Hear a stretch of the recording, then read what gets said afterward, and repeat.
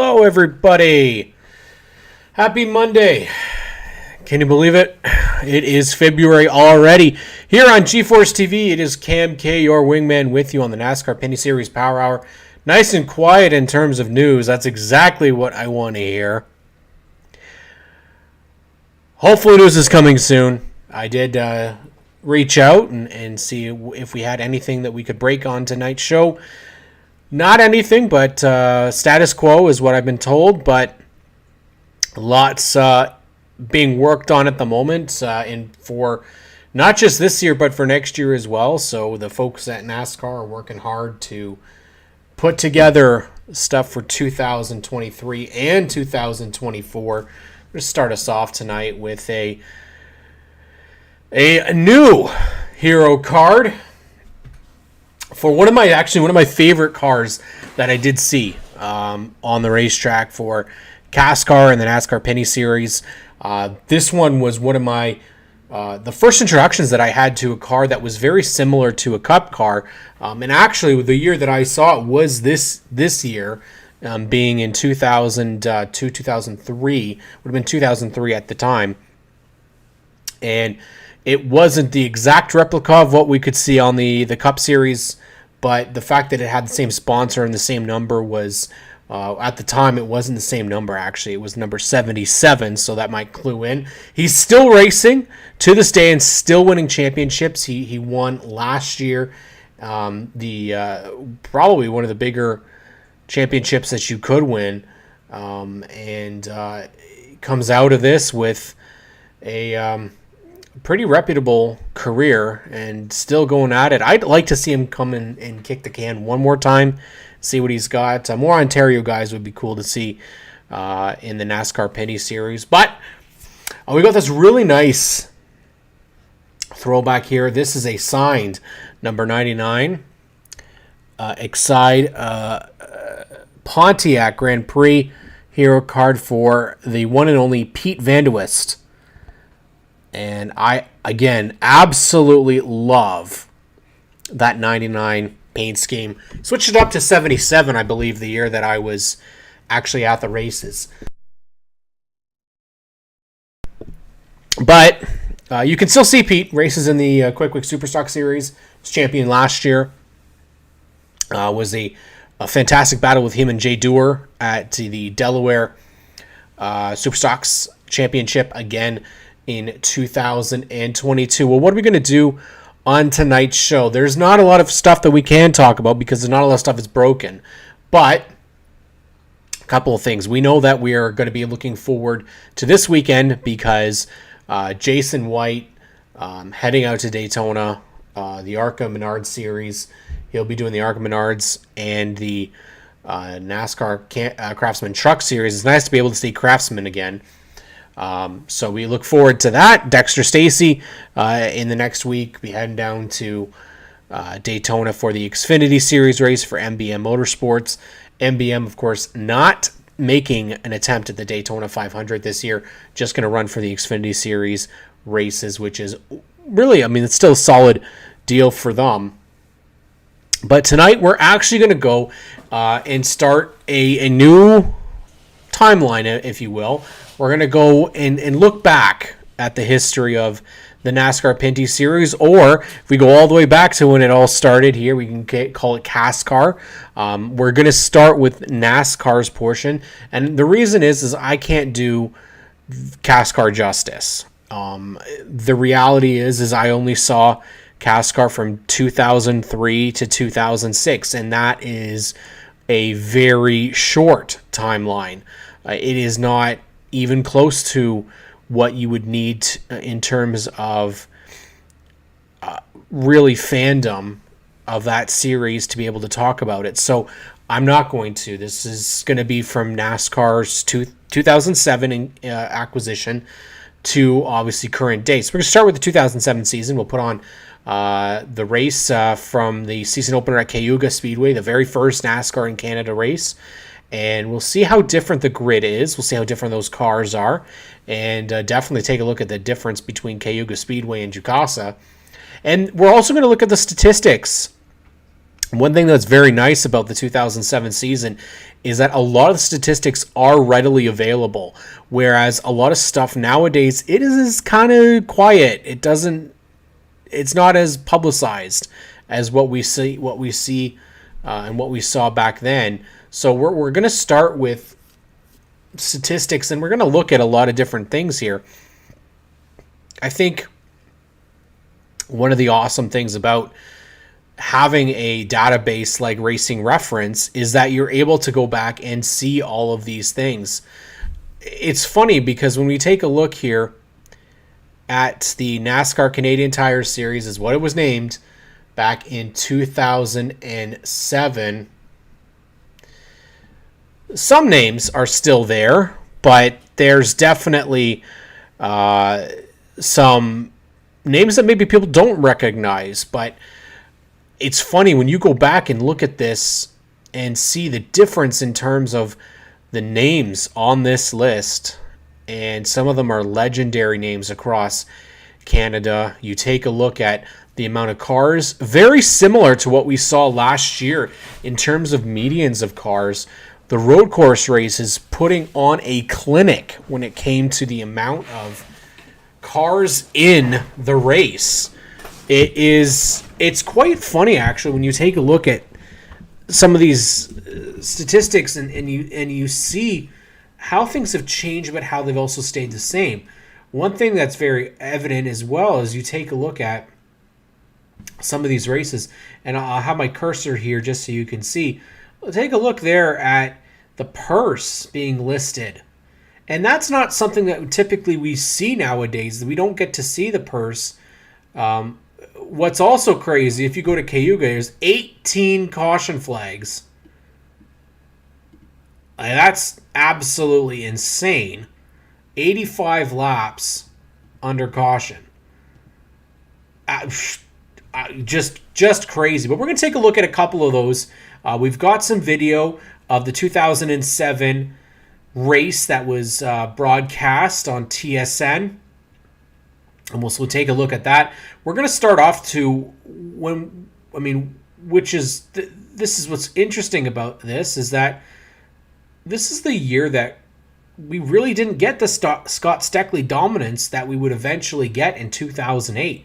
It was just the start at Kawartha. But we still had a very clear balance between who was going to battle for the championship and who wasn't. Still a solid schedule, a little bit different than what we see right now. As you see at the top here, 12 races. You had 8 on paved tracks, 3 on road courses, and 1 on the street course. Some notable absences.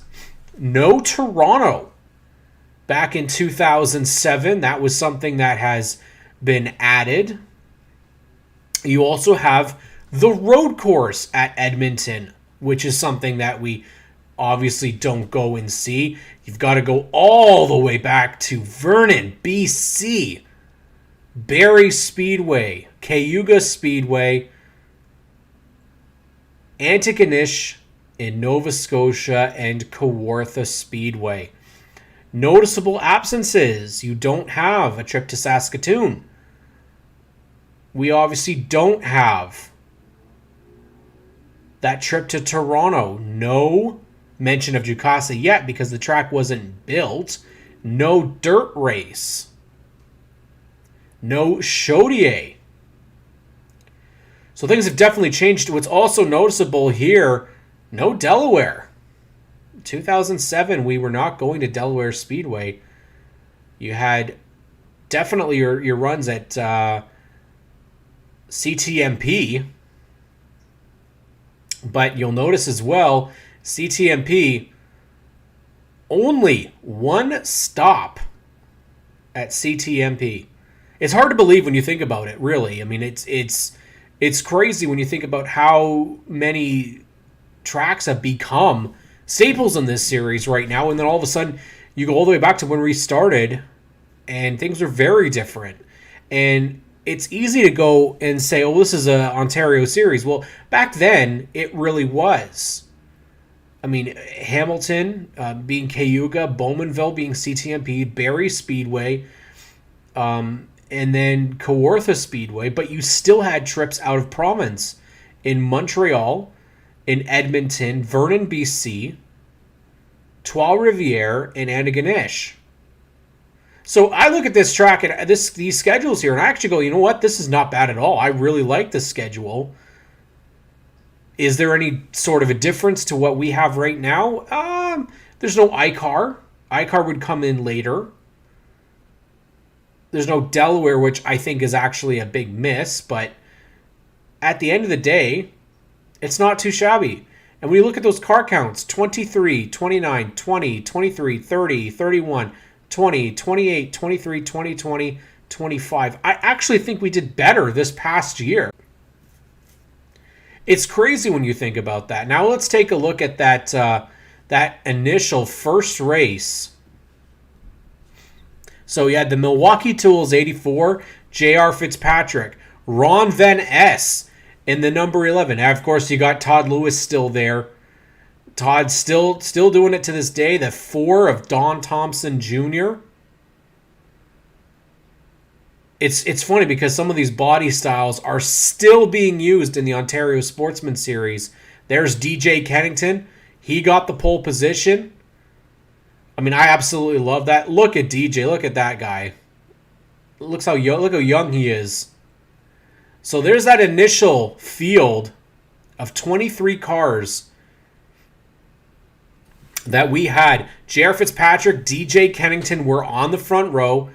Then you had Don Thompson Jr., Ron Van Ness. Would have loved to see what Ron could have done if he'd stuck around a little bit longer. Scott Steckley, Dave Whitlock. Of course, we're talking all Ontario drivers so far. Mark Dilley and Doug Brown. Brown's still out there on the dirt with his sons. Ron Beauchamp Jr. and Kerry Mix. Again, legendary names across Ontario. Then came Andrew Ranger making his first start. Andrew, of course, coming from IndyCar. That's Jim Lapsovich and Derek Lynch. Joey McComb and Jeff Lapsovich. You got John Gaunt and Brad Graham, one of my favorite looking cars, the Full Throttle energy drink car. Kent Noon and Jason Hathaway, a very young Jason Hathaway there on row number 10. Brian Cathcart and Bob Merrifield, the late Bob Merrifield, in row 11. And Richard Duravage, only the second. There was only 2 drivers from Quebec in the season opener. Look at all these names that went back to the back of the field here. You had old style bodies, Chargers, Tauruses, Fusions. I mean, Monte Carlos. There's not really... what I love about that is that you can still see some of these bodies out there.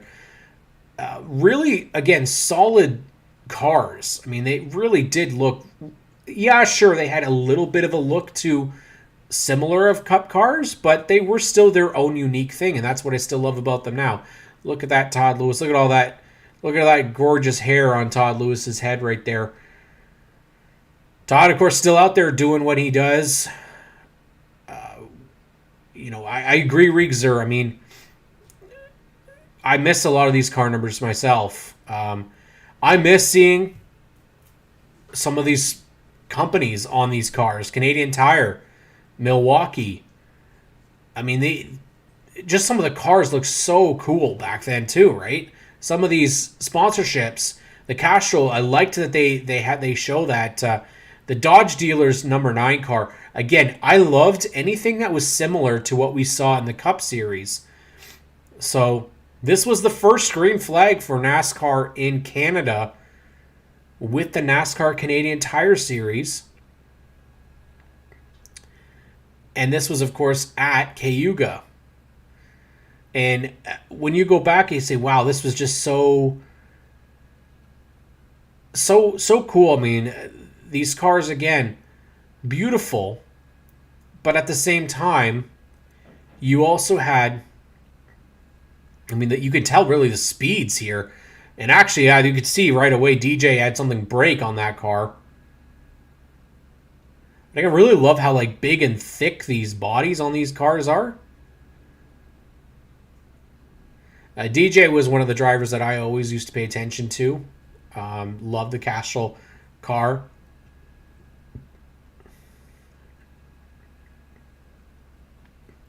And it's funny because if you look at a lot of these names, they're still involved in some form. A lot of them are. I mean, Doug Brown, his sons both drive on the dirt. Ron Beauchamp Jr. still does motors. Kerry Mix still involved, was driving a hauler last year for White Motorsports. Mark Dilley was still driving. Scott Steckley still owns a race team. Don't know much about Ron Van Ness and Dave Whitlock. I know Whitlock's been retired. Whitlock has been at the racetrack a couple of times, though. So we can't say that he's done. DJ's still competing in the Pinty Series. Still up there winning races. Don Thompson Jr. is still crew chief. Andrew Ranger is still involved.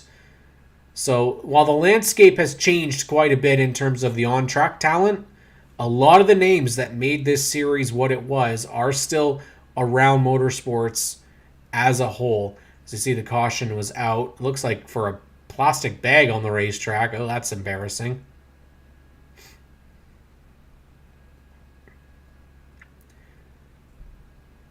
It's funny when you look back at some of this stuff and you go, it's nostalgia. It's awesome. There's Brian Cathcart. He was still out there. And one of my favorite looking cars, that 4 car of Don Thompson Jr. I mean, even just the entry itself, Sirius Satellite Radio, I'd love to see a little bit more commitment. But, I mean, at the same time, wasn't a fantastic, it doesn't look like, crowd. It's hard to say. They haven't showcased the crowd shot yet. But it's, man, these cars are just so beautiful. Really, I mean, that's the best word I can use for him. I mean, this Ron Van Ness kid, I mean, really thought that he could have done something, especially in this race. I mean, he come from really not doing much, running towards the middle of the back. And then he started the 2007 season, and he, as we'll see, he gets up there. I mean, all these veterans, when you look at all these names, too, like, this is not a season with weak drivers. Like, a lot of these names that we're talking about, these are all, like, legendary drivers within the series. J.R. Fitzpatrick, Pete Gibbons, Jason Hathaway, Brad Graham. They were around for years and years and years.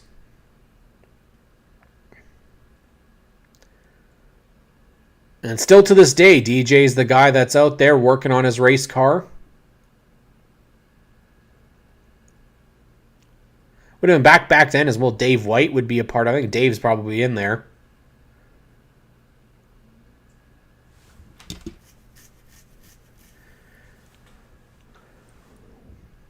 And I guess you could look at it and go, competition's never going to change. As Terry says, racing is a lifestyle. It really is. And for some of us that are still brand new to it, it really is. It's. I mean, look at this. This Ron Van Ness taking it to friggin' Don Thompson Jr. And unfortunately, he wasn't there much longer after this. But that's really what is so important, is that you bring in that new crowd. And I think Ontario forgot about racing. I think we lost a lot, and we have lost a lot, especially in this Pinty series. While a lot of the teams are from Ontario, the cars are built here, they're made here. Those companies have forgotten about us, and I think it's time that we continue to showcase how good racing is. And what a great thing it can be for a business. Because I'll tell you, I mean, even though that some of these drivers in these cars have not been in the series in years, I have not. You don't forget them.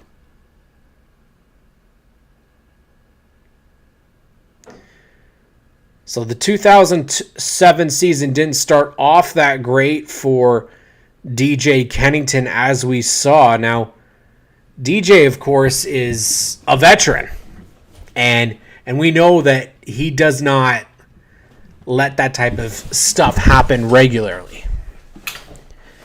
It's funny because for a guy like DJ Kennington, working on all of his stuff, doing it all himself, really. I mean, he's got a great committed crew of people behind him. But now that that's expanded to multiple cars, Terry says it's very hard to get younger people involved in the crews at the track. The problem is, I think, Terry, a lot of it is that the way that the world is right now, people want money to do stuff. They don't want to volunteer.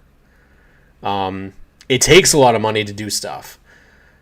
But I think a lot of people don't know that there is possibilities to do that. There's possibilities to help out at a racetrack. There's possibilities to help out at a race shop. I mean, it's about where you're located. For me, if I lived closer to WMI, or if I lived closer to 22 Racing, I would try to be in there as much as I could. I don't know a thing about how to help with a race car, but you want to be a part of things. You want to help bring them together, help make those cars get to the racetrack. And Terry, you're right. It is. We're going up against a lot here because racing is itself, getting time off from jobs is another issue. There's not a lot of people that will work a 8-hour day and then go work another 4 or 5 hours in the shop right after. It's an uphill battle, right? But that's why we've got to get people that are interested, and you got to get them, as you said, younger race fans. A lot of people, we've talked about this, they don't know that there's series in Canada. You got to get those people that love cars. I mean, a lot of sponsorships within motorsports come from car enthusiasts. That's where a lot of them come from. A guy like Gary Clute, for example, he should be crawling with partners with Legendary Motor Car. Car polishes to product companies to tool companies, for what type of work he and his father do, that should have... I don't know why we haven't seen like a McGuire's on the 59. I mean, it's Armor All. There's definite connections that you can build. I think, again, Castrol with DJ is one thing, but I've always said that Castrol is a great sponsor. DJ himself has lots of options, I think, as a family man. He's got lots of partners that would work because he's got young kids too, right? Jim says, have invited many people to races over the years, and it started as a kid in the late 60s, and a lot of people have said it was great, and they had a great time, but getting back is hard. You have to remember, too, Jim, costs, too, right? The cost of everything is hard, and unfortunately with racing, there is no way back. YTW Snip says, I am a part of 48 Oscar Hot Rod Team Connor Ellis, and the best part of being the teams I get, the knowledge I gain is better than money. Not everybody has that attitude, unfortunately, YTW. It's the sad part of it, right? I agree. I think the stuff that, and I'm not a tech guy at all. I don't know a thing about it. And I'll admit it. It's not my type of thing. But what I can contribute is the media side of it. Trying to bring more eyes to it by doing a podcast, by doing a show like this. The more eyes that you get on it, the more passion people see that we have for it, the more likely it is that people will flock their way. I mean, I look around my condo right now about all the potential partners that you could have. There's tons of them out there. It's about just, again, we said, finding the right pieces. And in 2007, I think the biggest attraction was the name. That's what it was. CASCAR was CASCAR. People knew CASCAR for what it was. When NASCAR came in, it was, oh my God, it's NASCAR. That was great. But you have to remember one thing. with NASCAR's name came a lot of additional changes to costs, to regulations, to procedures, to parts. Everything changed. As Joel Robinson said on this very show a couple weeks ago, that the costs tripled what they were as part of NASCAR. And that in itself is the biggest problem. If they're able to find ways to maximize profits for the race teams, and we're going to look at these statistics here in 2007 to go through. We took a quick glance at the 2007 opener at Cayuga Speedway, 23 cars, and that's where we started out.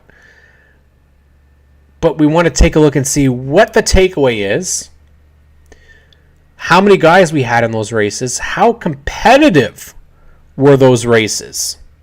Because I'd argue the competition now is great. Where we lack is a full rounded championship with Ontario drivers and Quebec drivers. We know that a lot of the series is funded through Quebec. And when I say a lot, I'd say 75%. 100%. That's the truth.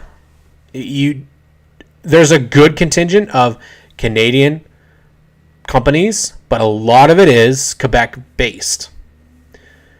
We need to get back to those Ontario partnerships, and that's the hardest. It seems to be that's the hardest place to get interest.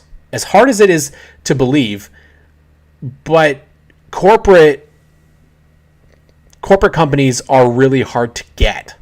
Especially if you're a race car driver that doesn't have a marketing background, that doesn't have the money, that doesn't have the knowledge to go out and do it. I mean, the amount of drivers and teams that I interact with on the lower end of things, I'm talking bone stocks and APC and super stocks, weekly racers that just want a chance and don't have the knowledge or don't have the background to approach. All you have to do is ask. I mean, that's the worst. What's the worst thing they'll say? No.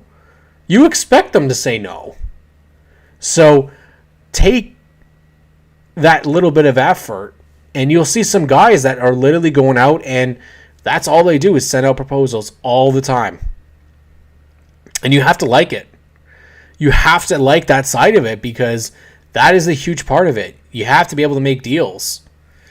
And I'll tell you, a lot of these names that we're going to see on here probably didn't have the skill set to do that, but they got the deals done. We'll take a look here at the standings for 2007, but we're going to start off at race number 1 here at Cayuga Speedway for the Dodge Dealers 200. And, I mean, we've got a lot to dive into here. Obviously, it was there's a mistake right off the bat here. I don't think it was a handling issue that took DJ out. DJ Kennington finishing at the back. Brian Cathcart, Dave Whitlock, Ron Van Ness, Bob Merrifield, the late great Bob Merrifield, Jeff Lapsevich, Sean's Garage. I personally reached out to Jacques Villeneuve team when he was making his first start at Daytona. His marketing manager actually met me for coffee to discuss auto manufacturing leads here in Ontario. There you go. You got to try, right? You have to be very marketable as a driver. Absolutely, Terry. Unfortunately, those companies were not interested in sponsoring motorsports. I think that's the biggest thing, though, too, Sean, is the terminology. I've been told by people within the business that we have to get away from the word sponsor. And I mean, I've already said it multiple times on the show here. But sponsor sounds give me money. That's what that sounds like. Partnership sounds like we're going to work together. I think the motorsport component needs to be something that is thought of, but isn't the end all. A perfect example is I was speaking to a driver recently who's in the Quick Wick Superstock Series. And he said that when he approaches people, he doesn't go about it with just, I need your logo on my car.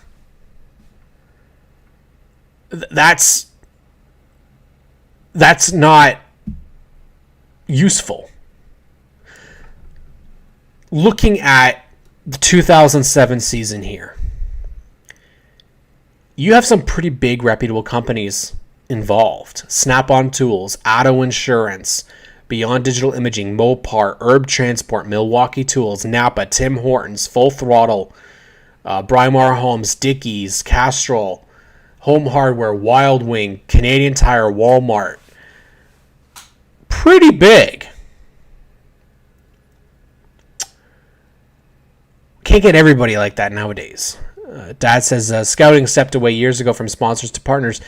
It's a more attractive word. And it might sound, that sounds silly, right? It's sponsoring. Well, no, because companies don't want to hear sponsorship. They want to hear partnership, that you're going to do something for them as well. And appearances, going to have to do them. Merchandise, probably need to do it. A lot of teams, a lot of drivers don't look at wanting to do that, but you have to. I mean, you have to have some sort of a benefit. When you look at GM Paillet, you look at a lot of the names from Quebec. What they do so well is promote. They promote their sponsors.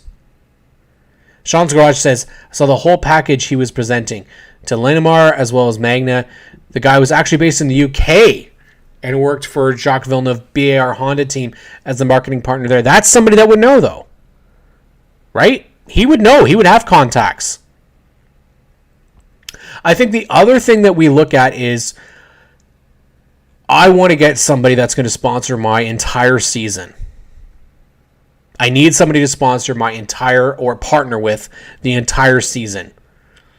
That's a hard sell. That's a really hard sell. When some of the numbers that I'm hearing are in the tens of thousands of dollars per race. Companies are not willing to spend that. This isn't the Cup Series, and even the Cup Series doesn't get partnerships like they used to. They used to get full season partnerships. That's not a thing anymore. Not a thing. I mean, we go back and you look, Home Hardware used to do the full season. Dodge did the full season. Walmart Tide did the full season. Canadian Tire did the full season. A lot of these companies just don't have that commitment. They don't have the interest, or they don't have the money, or they don't see the investment. If you look, a lot of these names on here have made it years and years and years in this series. Don Thompson got the win that day, but let's take a look here. $5,000 to win the race. $5,000. To second place, $3,140. We're not talking thousands and thousands and thousands of dollars here. You take a look even further back, all the way down to Brian Cathcart. Brian Cathcart, $890. This was the first year that NASCAR came in.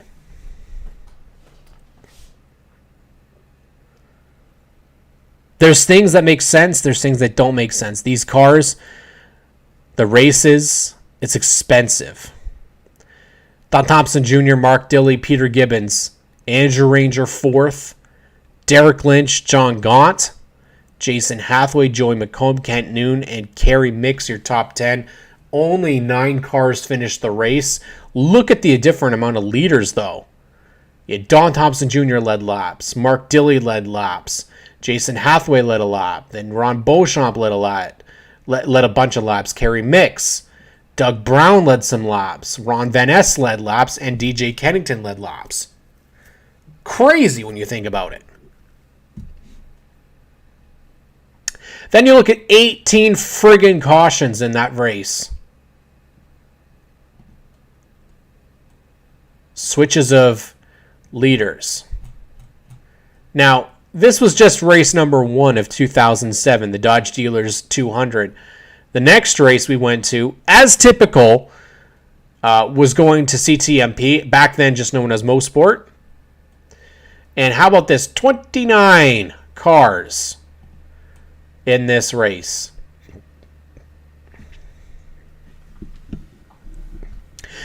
Jim Haynes, just looking at Monroe in the car. Well, Monroe has been bought as part of Tenneco Auto by a holding company. Now you would have a massive holding company that is a money machine and not a parts company. That's exactly it. We had actually talked with somebody in our NASCAR Pinty series episodes as part of the Stickers and Scuffs podcast, Jim. And that was actually one of the names that I believe it was Scott Steckley talked about in our third episode. And he said that exact thing, is that a lot of these small companies have all been bought out. So now you're not dealing with somebody that you can just go and make a handshake deal with. You've got to go through multiple channels just to even get a meeting. It's not as simple as the process used to be, for sure. And when you go and CTMP, for example, is a lot easier for people, a little bit easier for drivers, because they can basically just go out to race, stay back and not get involved with everybody, but get out there and run a race. You take a look at some of the names. Again, Andrew Ranger won from the pole here. He won $6,000 for winning the race. J.R. Fitzpatrick in second. Ron Beauchamp Jr., Pete Gibbons, DJ Kennington, Mark Dilley, Jeff Lapsevich, Dave Whitlock, Derek Lynch, Brad Graham. Of course, a lot of these names familiar. How about Miguel Duhamel? He was a motocross star coming in. John Gaunt, Pierre Bourque, the late Pierre Bourque, Doug Brown, Jason Hathaway, Ron Van Ness, Trevor Siebert, David Thorndike still races, John Susmares, Scott Steckley, Kerry Mix, Jim Lapsevich, Robin Buck, Don Thompson Jr., Joey McComb, Kent Noon, Brian Cathcart, Peter Clute, and Kenny Forth. In this race, we didn't see too much. Still a couple more changes, which is nice in terms of leaders. Andrew Ranger, J.R. Fitzpatrick, Ron Beauchamp, Pete Gibbons, Brad Graham, Jason Hathaway. Sean's Garage. About a week ago, I met a guy named Brian Stewart. Brian Stewart from the Road to Indy. Canadian Motorsports Hall of Fame team owner for Paul Tracy, Herta, DeMatteo. Drove for him. We talked racing and sponsors. He told me about Patron would throw millions at an IndyCar team until they were bought out by Bacardi. Honestly, dude, Sean's Garage, it's sad, because actually there's a race team I know right now that's dealing with that, where they had a alcohol sponsorship, and we're doing great stuff with that partner, and now that partner was bought out, so everything's on hold. First thing that normally gets cut when things are on hold is marketing and racing budgets. It's a tough thing, because when you look back and you see 29 cars back in 2007 and you go into 2023, we can still get to that point. I mean, we're still, this isn't out of the realm of possibility here. We've seen up to 30 cars. Sean's Garage, what a cool guy. He took me to a nearby shop and showed me a couple of BAC mono race cars that he was wrenching on for the upcoming season. Man, true racers, man, they never quit. It's 2 races into the 2007 season. Andrew Ranger finally got himself a win. Didn't take very long at all. Loved his Walmart Tide ride for Dave Jacobs. Dave was a very, very smart man. He was struggling. There's no doubt about it. Dave was not having the luck that he was hoping. But you see, he put 3 cars on this racetrack. He put Robin Buck, he put Miguel Duhamel, and he put Andrew Ranger. What else Dave has done in the past is he's given us some pretty good names. He's got JP Bergeron. Currently, he had Alex Gannett, won at GP3R last year. Next up was our Mopar 300. Now, this is Barrie Speedway, and I'll be honest with you, I didn't get to see a race at Barrie. the legendary Bob Merrifield. At the back of the grid there, Scott Steckley, J.R. Fitzpatrick, Doug Brown. Again, what you're hearing is consistency. Week in and week out, the same drivers were at these races. DJ Kennington, Mark Daly, Don Thompson Jr., Kerry Mix, Andrew Ranger, Ron Beauchamp, John Gaunt, Joey McComb, Jim Lapsovich, Derek Lynch, Ron Van Ness, Kent Noon, Brad Graham, Pete Gibbons, Dave Whitlock, Jason Hathaway. No Jeff Lapsovich in this race. I never did get the opportunity to actually ask Jeff and Jim why Jeff didn't compete more full time. And it could just be for interest's sake, but you take a look once again. Nice field of cars, spread out in terms of some lead lap. You got Jason led a lap, Pete Gibbons led some laps, John Gaunt led some laps, Thompson, Dilly, Kennington. Dilly really, again, is a guy that, again, you look at and go, really didn't lose his touch. I mean, recently he's had some struggles, and I'm hoping that we'll be able to see Dilly again, but I mean, there's not been an announcement yet for White Motorsports. So DJ Kennington, obviously, still somebody you go out and see. Barrie Speedway, a very, very beloved racetrack that went the way of a lot of others, unfortunately. And you know, it's when you look at the list, it's crazy when you think like there's still names from this list in 2007 that are still racing, but there's a lot of names too that maybe people didn't know were in this series. We go to the standings for 2007. Your champion was Andrew Ranger, and winning the championship in your first season is pretty impressive. And he didn't do it by a little bit either. He won by over 100 points. You see earnings $51,000 for the season. DJ Kennington, $47,000. Pete Gibbons, $32,000. Don Thompson Jr., $37,000. I mean, you look at that now, and that's not really a lot. Well, let's go at the bottom and see who we had. Wade Lee, Michel Décidé, Kenny Forth, Daryl and Carl Haar, Brian McCougan, Todd Nickel, Norm Hunger. A lot of these names, of course, Western Series drivers that we used to have compete in the series. Hey, how about John Fletcher? We know that name. He's been in a couple of the chats. James Van Domselaar, James Ward, Don Chisholm, JF Dumoulin, there is the name. Only one start, though. Tagliani, Brian Cathcart, Randy McDonald, Trent Guest, Dave Connolly, Richard Duravage, Kevin Dowler, Trevor Monahan. We might be seeing a little bit more of Trevor Monahan as well. Andre Corsal, Nick Lapsovich, Peter Kloot. So a lot of guys just making a couple of starts. Let's take a look and see who made the most. So look at this. We might have had 17, maybe 16 full-time drivers. So again, very comparable actually to 2023. So it's taken, or 2022. It's taken a long time for us to get back to this point. Again, when you look at it, Scott Steckley finished 10th. 10th in the championship standings in 2007. Now this was before his breakout year of 2008. And then essentially, from years to come, Scott Steckley would be a dominant force within the NASCAR Canadian Tire Series, into the NASCAR Pinty Series, 4 series championships. There we go, Trevor Monahan in the chat.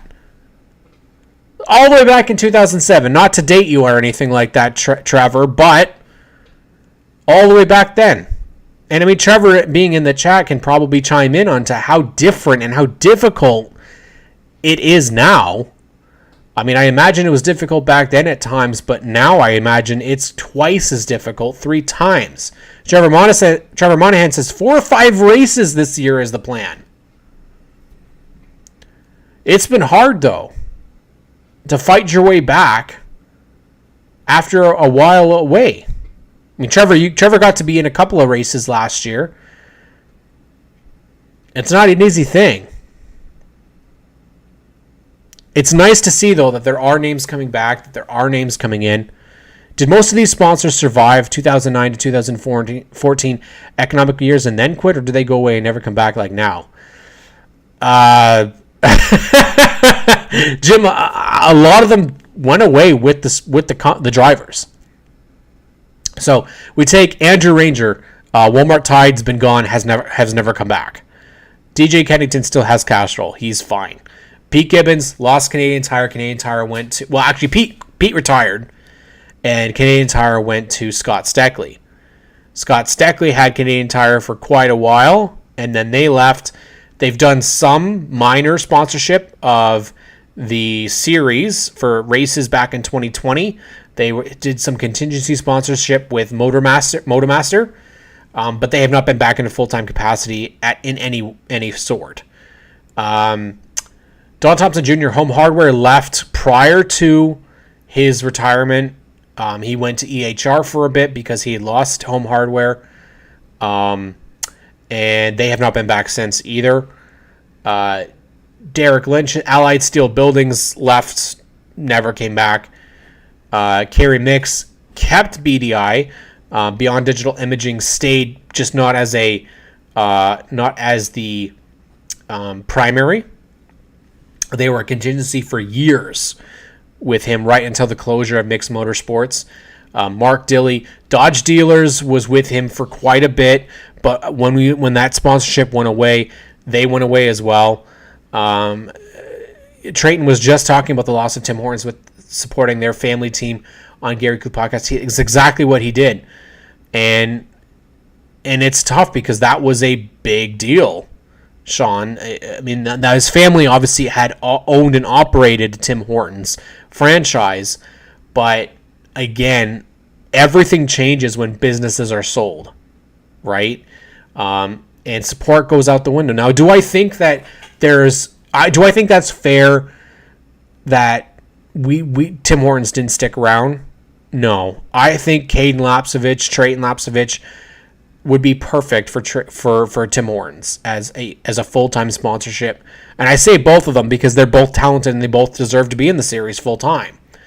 I think for sure Tim Hortons had a role in the series, and they'd stepped it up in terms of the wraps. But yeah, it was tough to see, honestly.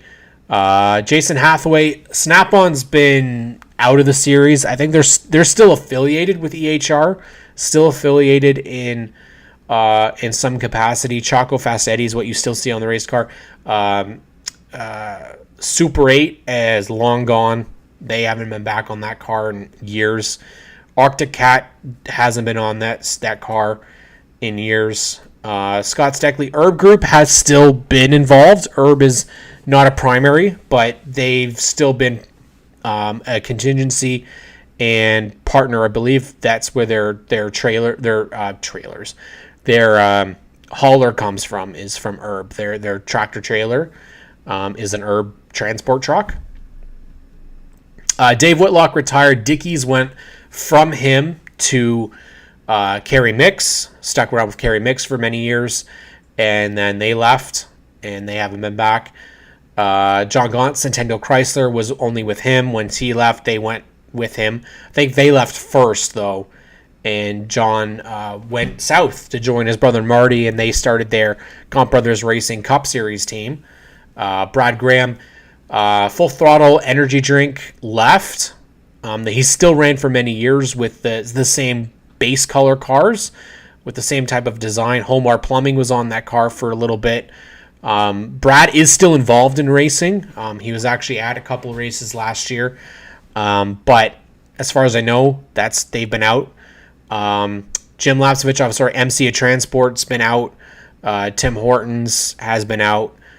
Doug Brown with Haldex and Napa, they've also been out since Doug basically left.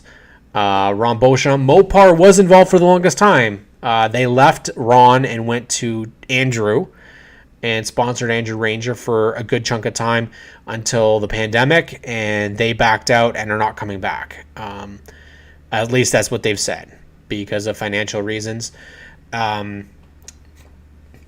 Kent Noon, Ron Van Ness had more family deals, if I'm not mistaken. Pierre Bourque had driving.ca. They have not been back. Joey McComb had Auto Insurance. They have not been back. So unfortunately, once they've gone, Jim, they've been gone. They haven't been coming back. And that's, I think, the hardest thing, is that it is really hard to bring people back when there's not, maybe it's even harder to get into the series than it was 20 years ago. And it's crazy to think about that. It's 2007, right? But we're already thinking that way. And obviously the guys at NASCAR, Tony Spiteri, the GM of the NASCAR Pinty Series, has a lot of work ahead of him if he's going to do it. But I think if there's a person that they need somebody who has connections to the corporate world. That's what they need. He has connections within the food service industry, but he would have industry professionals from all over. And that's what the series really needs. I think if you're able to get other companies to come in and buy into what we're doing here, it will help in the long run. Jim Haynes says, hopefully the series with new officers can help getting teams contacts, because they have a name where a race team is just not able to approach big companies and get noticed. I've heard this, Jim, that they don't. They don't help race teams, and I understand that they can't because of favoritism. That would look really bad. What I would appreciate is if they did have leads, that they had someone that the teams could go to, and the teams can make their pitches to try and get whoever they can. It is really hard. Sean's Garage, United Rentals needs to jump on someone in Pinty's. I thought this as well. I think that they have a good presence out west. Jared Whistle, former competitor in the NASCAR Pinty Series, I believe he has a connection to United Rentals, and he's not involved in the racing in terms of Pinty Series stuff. He's involved mostly with ice racing. He's not racing himself, but his daughter races. His daughter's very big presence on social media, very big presence trying to be. She's in a journalism major, and is being involved in racing, and is just gonna make some big waves. I think United Rentals, I could see something in the future. Again, it's just whether or not the corporate side of it wants to get involved. I think we've seen in the lower divisions, we've seen Sunbelt Rentals be involved, but definitely a good thing seeing new partners come in to the Cup Series. I think personally that this is where Pinty should be drivers and teams should be looking at those sponsors, because if they have a Canadian component, they could benefit because there's already promotion happening south of the border. Now you're going to fix it and help go above. I did this with BetMGM the other day. Actually, I posted a photo of a fictional car that I had done with BetMGM Ontario on it. I mean, Kyle Busch is driving the BetMGM car in the United States. Why not get the Ontario branch? This is what I mean. It is to find out the paths for people, not to contact and not holding hands for team. But it's true. Live broadcasts would help promote bigger marketing partnerships. It's true. The problem is that I don't see it, and I'll be honest with you, Terry, I don't see it on TSN. I think that's the way to go, but at the end of the day, they might have a better benefit if they were to partner with GeForce and get it live on YouTube. Honestly, I know TSN is a big market, but you have to think about, they're forgetting, and this is the biggest thing, streaming is the way of the future. People don't have cable anymore. People don't buy subscriptions for cable. That's the facts. They want it right now and no delay. Well, right now, we don't know what's happening with the Pinty's broadcast for 2023. We know that IndyCar is now moving from Sportsnet and it's going over to TSN Plus. My worry is that TSN Plus is going to become the home for the Pinty Series, and that you need to buy some sort of a package deal to get access, almost like you already do, because you need to have a subscription to either Flow Racing or TSN to be able to even access the Pinty's live broadcasts. Well, all of a sudden, you switch that to GeForce. You get tons of partnerships for GeForce live broadcasts. All of a sudden, I mean, you get Fuel Media Lab partnered up with GeForce, like we've seen in a couple events. They did it at a Schweeken Speedway. It's a great idea. I don't know. I don't know how easy it would actually be. We know that live broadcasts are so expensive. I've already said, though, Terry, I am more than willing, if they will ship me to every race, I will do a radio broadcast of the event. And online, so that you can hear a live call of the race no matter where you are. I think that's... I mean, we see it with ARCA. ARCA has a live audio feed as well as a video feed, so that if you can't get the video, you can go to the timing and scoring on ARCA's page and actually listen to the race. Now, sure that they have their connections with MRN. We don't really have that, but you can find something, make it local. Hell, just have the feed piped into an audio channel. Don't know how easy that is. Spencer probably would know better than I, but I mean, there's definitely options here to continue to build. And based off of what Tony's message was to me today, when I reached out, and he said things are status quo, but they're working really hard. Things are extremely busy. Lots of partnership talks, not just for this year. That's the key thing. You can't plan for 2024 in 2024. You need to plan now. Yes, it's only February of 2023.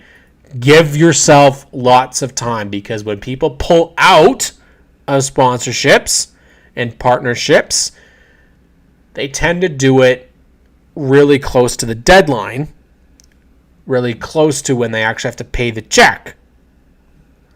So let's get all that set in stone now, get the contracts written up, so that if people decide to pull out, there's some legal terminology.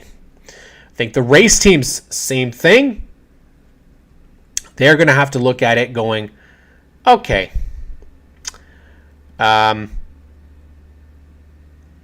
what are we going to do for 2023?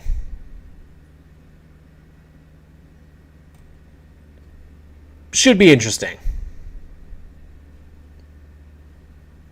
I think that we're heading the right direction for sure. We need to keep this up, keep it going, having you guys come in, watch the NASCAR Pinty Series Power Hour, give us a thumbs up, helps us be seen, helps us continue to get more interest.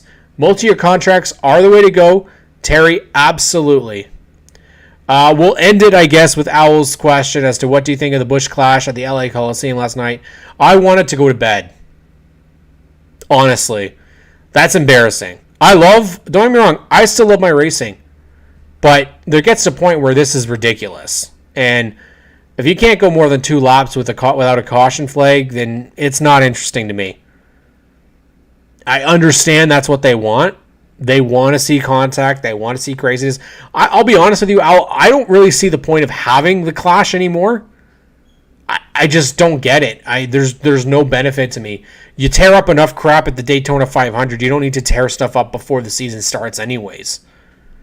You want to think about what you're approaching new. I like the idea about approaching new places and new fans. But at the end of the day, it either works or it doesn't. And there's too many tracks that need help. Irwindale is in California. And Irwindale has needed help for years. And I don't agree that we have to make a racetrack just because it's in a cool venue. I just don't. I think a race at Irwindale would have been just as good. Really. And I think that I agree in trying to find new fans. I totally do, but I don't think that a revenue like that is great. I think that there's a lot that our series. I totally agree. It doesn't have the infrastructure for it, but guess what? A lot of places don't. They don't. They really don't. But we also have to remember, California Speedway is not going to be around. They're changing that. Not even a $5 million recommendation can bring the series. I'm using it as a could be. I think, again, they're looking for a solution on something that isn't a problem. I think the Clash is just that. It's the All-Star race. It's not something that they need to focus on. I think the biggest mistake that they made last night, Al, was the fact that they ran 27 cars in the feature. Why would we run take 10 cars out? What? You're still thinking like this is the best thing in the world here. It's really not. I mean, I don't particularly like the Daytona racing either. I think there's a lot of problems. I think that the Cup Series itself oversells. That's the biggest thing. I think they oversell their product like it's the greatest thing on earth. I personally don't like the Daytona races anymore because they're all the same. Big racks, and destroy all the cars so somebody can win at the end. It's not good racing anymore, in my opinion, honestly.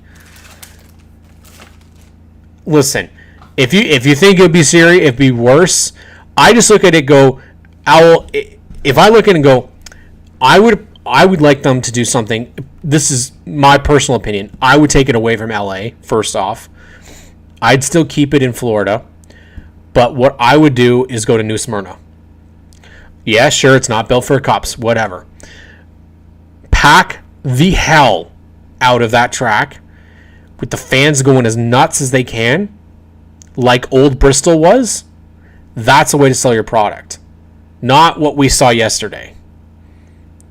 Listen, they'll say it was successful because they approached new fans. I think they lost. I put a quote on Twitter yesterday. If you treat the sport like a joke, it's going to be continued to be thought of as a joke. And that's the truth. Having somebody do an intro like Joel McHale, I don't mind Joel McHale's humor, but it's like Clint in the booth. It's like DW at times in the booth. Treat it like it's a serious sport, not a joke.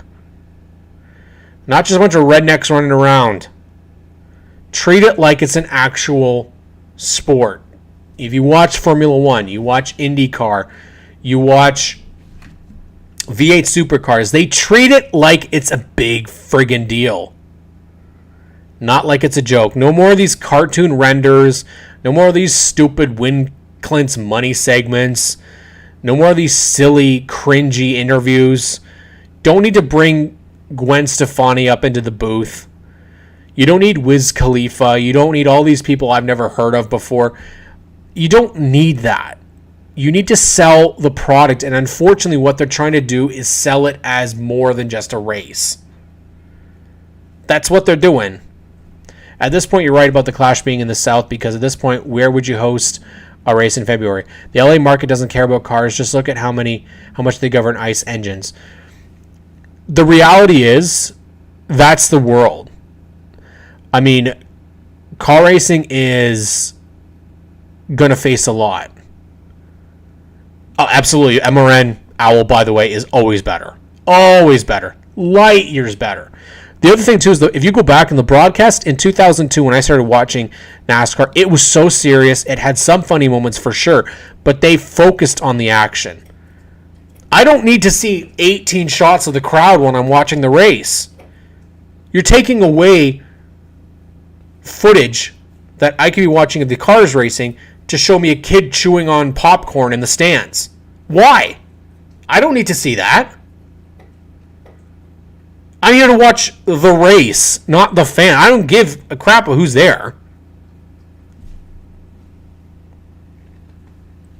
Priorities. One thing I love about the Pinty series, tape delay. Shows me the friggin' racing.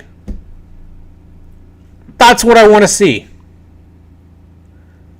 It's not a hard formula. It really isn't. But see, Rich, you say you need to get rid of Fox to make the Goofy go away. I almost feel like it's a NASCAR problem. I almost feel as if they do it on purpose. And I remember when they started the stage racing. And if anybody remembers what DW was like when they started the stage racing, and he was like, what is it that you guys don't like about stage racing? It's a forced narrative, like this is so great. This is so great. Wow, everything's amazing. You need somebody in the booth that's going to call them out on their BS. And Clint isn't doing it. He's not. Mike Joy isn't doing it. Although I do appreciate Mike Joy having a little issue with some of the... Thank you, Richard. They let TV run away with their image. When they started in the early 2000s, it was so good. The media said the stands were filled with dope smoke whenever they walked out of a suite. It was strong, not our target audience, I hope. Nothing wrong with dope, man. We're in Canada. Dope is legal here. I understand. Listen, you can say that. What's the difference between dope smoke and a bunch of drunk guys at the race? Same thing, right? You're going to attract people that do whatever. I understand. Listen, I get what they're going, why they're trying. I just let the racing speak for itself. It's what they did with the chase, man. It's what they did with every little thing that they've done. It was like, oh, we have to do something better. Well, you know what's great? Racing in Canada. Why? Because you know what? You qualify and then you race. And there's no gimmick. Sure, there's some. In some tracks, there's some gimmicks. But in our series, you race. And at the end of the 200 laps, you have a winner. There's no stages. Richard Hadler, the TV package holds the money like under their heads. Unfortunately, it does. And the belief is that Fox and NBC are coming back. And if NASCAR was smart, they would... I'm not saying if they were smart, because there are some people I think that are very smart and have great ideas. If they would like to push something, I would like them to push their own network. I know it's absolutely nuts to think that, but I've said it before. I'd like to say that I want to see a NASCAR network that covers practice, qualifying, podcasts, like the Dale Jr. download, the door bumper clear video options all the way. The hits like NASCAR Classics replaying and showcasing races like what we saw with Speed Channel. Showcasing the modifieds. ARCA, East, West, and Menards. Pinty Series. Mexico. Europe. Countless content. Give us everything, every race, every session that's ever existed. If you think a NASCAR network would kill the sport, we're already there, man. Give us everything that you can, because fans will eat it up. I think we always have to look at this too. If you think the TV contracts are a good thing, I don't think so. There's a lot of things that they have to work. Definitely have to work at. I don't know. I'd say if you look at WWE, and I'm going to say that because they're the ones that did this, they're racking in profits that they've never seen before. Yes, YouTube is a great option. It is. It absolutely is, Owl. But the only problem with YouTube Only problem. Only problem with YouTube. Where's your content that you can use on demand? You have to have some of the TV component as well. I like the idea. Now, let's take what you suggested and make every practice session, every qualifying session available on YouTube. Because I'll tell you, this past week it was only available on Fox Sports Racing in Canada. That was it. The Clash practice was no TSN. They have 5 friggin' feeds, TSN.ca and TSN Plus, and they didn't have the Clash practice. There you go. YouTube on demand. Perfect. You have to pay for it? Or is it free? The way to go. Streaming. Cable, not so much. And I think a lot of it we talked about already. The broadcast team needs to go. I mean, I understand that Clint's signed for a while there. He's not the guy. Mike, great guy. Do I think he has chemistry with the other two guys? Hard to say. I think Mike will retire at some point. We can see it coming. He's not going to be in there for another 30 years. I don't see it. Right? He's not going to be Ken Squire. I just... The booth feels... I don't know about what you guys think, but I don't feel... Like last night, I thought it was very good. I think Tony and Clint were very good. Clint definitely calmed down the hamminess that he brings.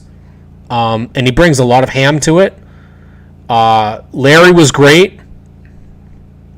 And I really think that the seriousness is going to come from Kevin Harvick. I think Kevin... Now, if it were me, I think Kevin Harvick and Kurt Busch are two guys I'm bringing in, and I'm kicking Clint out. No offense to Clint, but he and Mikey are just not what I need. I think Kevin and Kurt do a great job.